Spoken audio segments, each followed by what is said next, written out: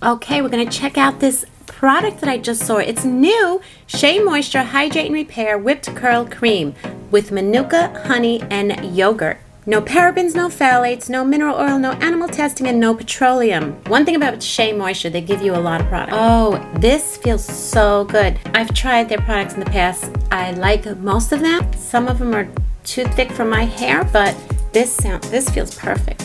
I always get yelled at that I put too much product in my hair, but I have a lot of thick, coarse hair.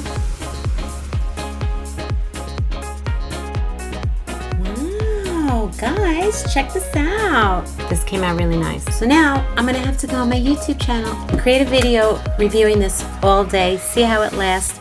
Be sure to check it out on YouTube. That's where I really, the long day reviews for hair products. I check in with you throughout the day, and then before I go to bed, I see how good it lasted. But we're not gonna do that here. You're gonna have to go to YouTube.